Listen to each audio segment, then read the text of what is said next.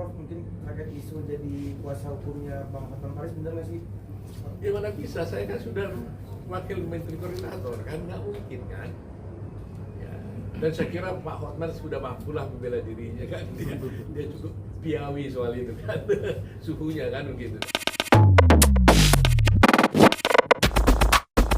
Mas bisa nggak Bang untuk menghindari hal-hal yang tadi tidak diinginkan, itu dia beracara tapi nggak punya rumah lah istilahnya seperti itu Bang. Bisa nggak Mas itu dicabut? Harus ditanya kepada pengadilan. Saya nggak boleh komentar karena yang mengeluarkan berita acara sumpah itu adalah pengadilan. Sehingga apakah itu bisa dicabut atau tidak, silahkan tanya pengadilan. Pernah ada kejadian nggak Bang? Selama ini Bang. Ada contoh kasus kali Bang? Ada kasus Apakah nggak? Misalnya kita bahas yang dulu, Bas itu Bang? bisa dicabut atau tidak sih tadi itu sih Bang? Biasanya kalau bas dicabut itu karena ada kepalsuan, ketidakbenaran kan. Pokoknya ada bas yang palsu, bisa saja kalau gitu kan. Ya kan bisa aja sebenarnya nggak pernah dia disumpah tapi dia bikin keterangan palsu, itu bisa saja. Nah tapi kalau kasus seperti ini saya belum dengar ya, saya belum pernah mengalaminya. Prof, mungkin terkait isu jadi kuasa hukumnya Bang Hotman Paris, benar nggak sih? Ya mana bisa, saya kan sudah wakil menteri koordinator kan, nggak mungkin kan. Ya. Dan saya kira Pak Hotman sudah mampulah membela dirinya kan, dia cukup piawi soal itu kan, suhunya kan begitu. Nah jadi saya dalam tidak posisi memilih siapapun dalam kasus ini, makanya saya tidak bicara in concreto kasus itu, karena itu nggak baik. Karena sebagai lawyer juga, kalau dua orang bersengketa seperti itu, saya tidak boleh masuk ke dalam perkaranya. Bukan itu boleh nggak boleh, dilarang itu secara kode etik kami. Ada orang bilang, Pak Otto kenapa nggak mau tegas ngomong gini-gini? Bukan, nggak tegas. Nggak boleh saya, dilarang saya memasuki perkaranya. Tapi bicara secara umum seperti ini adalah merupakan kewajiban hukum saya. Oke Pak Otto, mungkin ketika hakim dilaporkan tersebut ke KAI, apakah berimbas juga ke kasus yang sedang dihadapi Pak Otto dengan yang melaporkan tersebut dengan Bang Rasman sendiri Pak? Wah itu nanti kita lihat aja faktanya kayak apa ya. Tapi yang pasti kalau orang merasa ada hakim melakukan dugaan pelanggaran kode etik hakim, ya memang jalurnya dilaporkan kepada KAI atau dilaporkan kepada Badan Pengawas Mahkamah Agung. Ini sudah jalur yang tepat. Ya itulah yang sebenarnya dilakukan gitu, bukan naik ke atas media. Pak Otto, tapi Pak Otto mungkin dengan adanya kekisruhan kemarin, apakah dapat berunsur pidana juga nggak sih ini untuk tim kuasa hukumnya dari Bang Rasman sendiri Pak? Nah, kalau saya bilang kalau saya masuk situ nanti saya masuk dalam pokok perkaranya nanti saya. Saya bisa jawab tapi nggak baik saya jawab gitu kan. Nanti para pihak kan mengetahui hak-hak masing-masing. Pengadilan sudah pasti tahu itu. Pak Hotman sudah pasti tahu, Pak Rasman sudah pasti tahu, semua para pihak sudah tahu.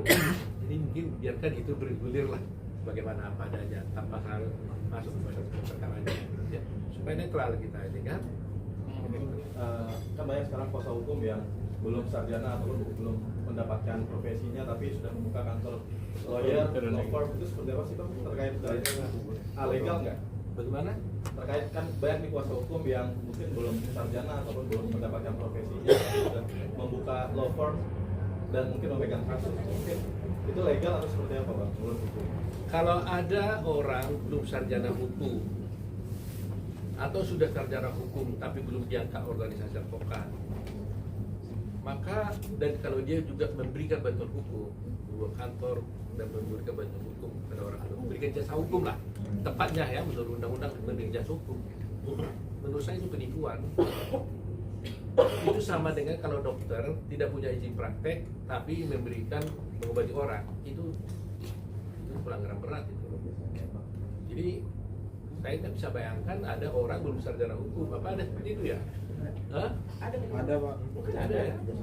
Nah, apalagi sarjana hukum belum disumpah, pengadilan tinggi nggak boleh. Jadi kalau kami itu di Pradi, kalau seseorang diangkat jadi advokat, sudah dulu orang kan banyak pendidikan dulu, udah pendidikan, kemudian dia magang 2 tahun berturut-turut. Setelah magang 2 berturut-turut, baru dia diangkat menjadi advokat. Setelah dia diangkat menjadi advokat, baru disumpah oleh pengadilan tinggi, baru dia bisa berpraktek. Ini panjang.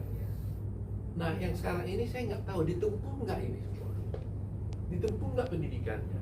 ditempuh nggak magangnya, ditempuh nggak pengangkatannya, ditempuh nggak penyumpahannya. Nah kalau nggak ditempuh, akibatnya nanti yang rusak itu ya itu pelayanan kepada masyarakat. Nah jadi kalau sampai ada maunya kalau di Berani itu, sekiranya dia sudah pendidikan, sudah magang, diangkat, sudah lulus ujian, lulus ujian, tetapi dia belum selesai magang 2 tahun, ini nggak boleh berpraktek. Nah, kami mewajibkan dia untuk magang dan kami memberikan kepada dia advokat pendamping namanya. Jadi selama 2 tahun itu ada advokat yang mendampingi dia untuk selama beracara di pengadilan. Jadi boleh di sidang ikut di pengadilan, tapi harus ada advokat pendampingnya. Dan advokat pendamping ini minimal sudah menjadi advokat 7 tahun. Nggak boleh orang 2 tahun udah bisa mendampingi orang, dia 7 tahun. Nah, semuanya ini memang ketat kita buat ya. Makanya berani itu banyak yang menyukai, tapi ada juga yang tidak menyukai. Bagi orang yang tidak mau kualitas, ya tidak suka dia dengan ketentuan gua berani karena ketat sekali. Nah, tujuan kita itu hanyalah untuk melindungi pencari keadilan. Banyak orang pada saya, bahkan pejabat-pejabat foto, udahlah loloskan aja orang itu supaya jangan ada musuhmu, kan kamu aman ya. Banyak ngomong gitu sama saya, kan kasihan mereka supaya bisa kerja. Saya bilang, saya sih pengen, saya nggak pernah membuat orang lain susah jadi advokat.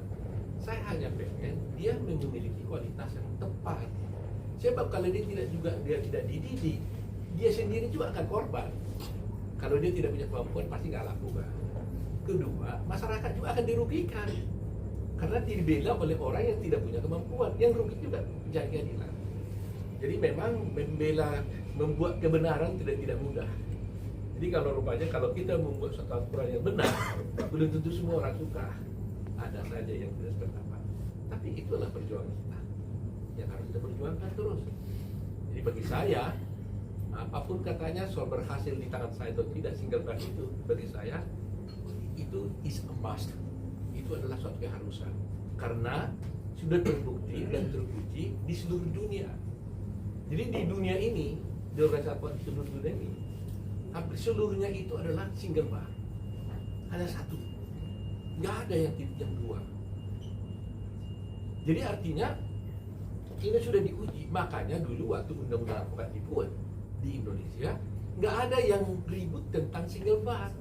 Semua setuju membackup itu, ya kan? Ketika Peradi juga berdiri, semua setuju, nggak ada yang ribut. Tapi ketika ada berbeda pendapat sesuatu hal, ya akibatnya mengatakan ya jangan single bar, multi bar. Banyaklah teori dibuat kan. Tapi ya itulah perjalanan hidup dan tidak bertumbuh juga dari persoalan politik kan.